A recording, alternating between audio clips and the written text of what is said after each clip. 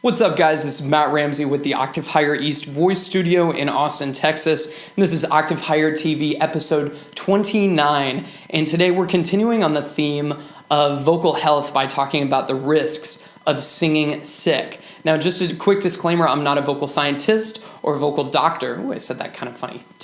Vocal scientist or a vocal doctor, but I wanted to kind of share with you some of the risks of singing when you're sick as I understand them. So let's get it started.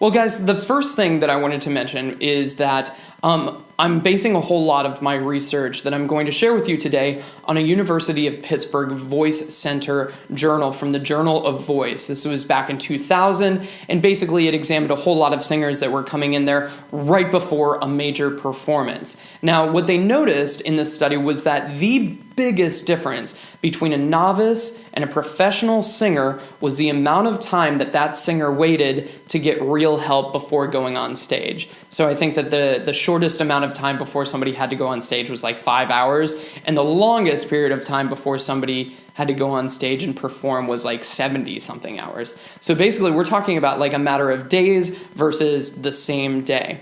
Now, the biggest problem that these vocal doctors noticed right off the bat was the incidence of vocal swelling. Now, this is just very, very natural. This is your body's response to a whole lot of singing, a whole lot of kind of like aggressive use of the voice will result in swelling. This is totally normal because by swelling, the voice is trying to heal itself. Now, the problem with that is that if the vocal folds are already swollen, then that means they're already a little bit bigger than they normally are, and you may notice some sort of voice abnormalities. You may lose your voice. You may feel like you have a deeper voice than normal. But the bottom line is that those vocal folds are not vibrating very well. And oftentimes they've got kind of like a center section that's kind of rubbing together because it's so swollen.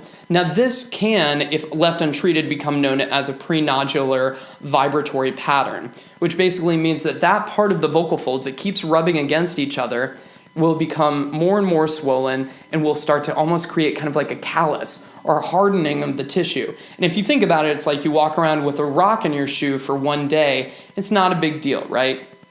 However, if you walk around with that rock in your shoe for days and days on end, you start to develop a little bit of like a callus where that rock is rubbing against you because your body is trying to prevent against more of that intrusiveness. So your vocal folds, bottom line, are trying to protect themselves. However, they're not doing it in an efficient way if you're continuing to sing against that. Now, a lot of professional singers don't get the, let's say, the benefit of being able to say, oh no, I don't feel like singing tonight. Lots of these singers are getting paid lots and lots of money to be on stage 8 shows a week. So if that's not an option, you need to know that your first step, your very first step, needs to be go and see an otolaryngologist, an ENT, a doctor who specializes in the voice. Like you saw with me last week, going to see Dr. Chad Whitehead is a great resource, especially if you're in Austin.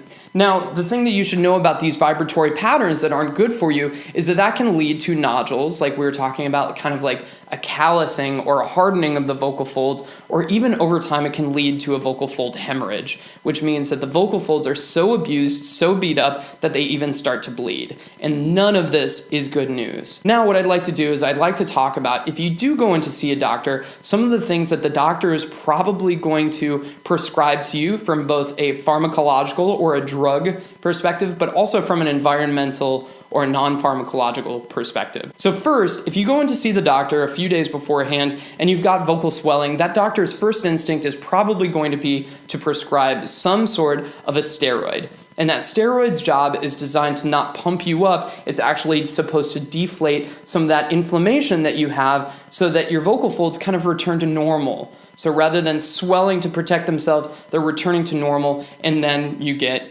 something close to your regular voice back. Now, the other thing that a doctor may prescribe is antibiotics. If this is some sort of like a bacterial infection, like a laryngitis, where the vocal folds are swollen because they're protecting against some sort of infection, the doctor may prescribe some antibiotics so that your body can begin to develop the antibodies that heal itself. Now, this is where it becomes really, really important that you get into the voice doctor as soon as possible. If you see a doctor 5 hours before you have to go and perform Hamilton on stage, then that doctor is going to use everything that he has in his arsenal to get you into a place where you can perform, if at all possible. If you go in 3 days beforehand, that doctor may say, okay, we've got a little bit of time, let's use some steroids. If the steroids don't work, then maybe let's switch to something else a little bit sooner. But if you go in the same day, he's going to say, okay, we want antibiotics, steroids, mucus thinners, blah, blah, blah, whatever, because he's really just trying to help you get into the performance zone right before you have to go on stage, because you have to, because it's your job, because you're paid to do that. Now, if you're not paid to do that, then we need to have a conversation about, okay, is it okay to just bail sometimes because you're not feeling well? It's absolutely okay to bail if you're not feeling well, because you shouldn't have to put yourself through some sort of vocal trauma just in the name of performing. You know, unless you're feeling pretty good and you're pretty sure you're on the end of something,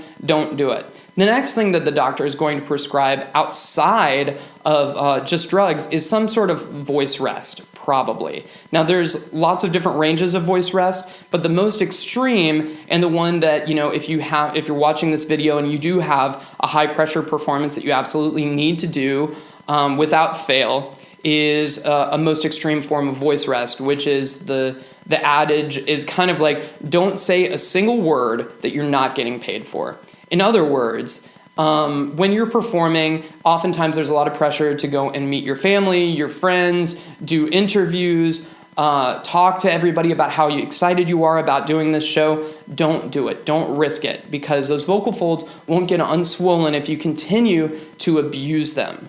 Okay. Now, besides that, vocal hygiene is a must. And vocal hygiene simply means that you want to keep those vocal folds as clean as humanly possible to prevent the chance of worsening the infection or worsening the swelling. So lots and lots and lots of water.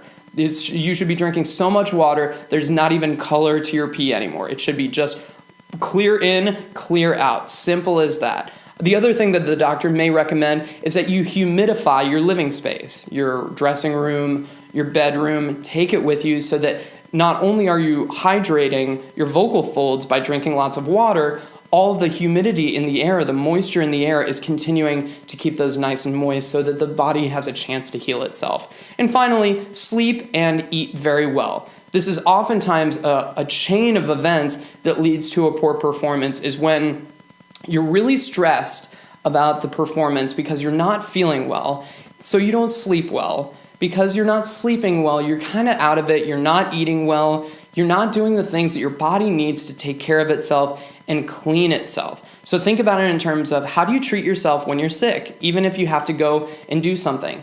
Take care of yourself until the very last moment that you have to go on stage. Maybe do just a couple of soft lip trills before you have to go on stage so that you're not going in completely cold, but really voice should be used at a minimum. These are some of the things that the voice study has pointed out, and some otolaryngologists and ENTs point to as some kind of like first line remedies. But again, you know, if you can't get most of these drugs over the counter, the antibiotics, the prednisone, like a steroid, you won't be able to get those over the counter. So make sure that if you're not feeling well and you have a high pressure performance that you absolutely have to do, make sure that you get in to see an ENT as soon as possible. Have a great week. Bye.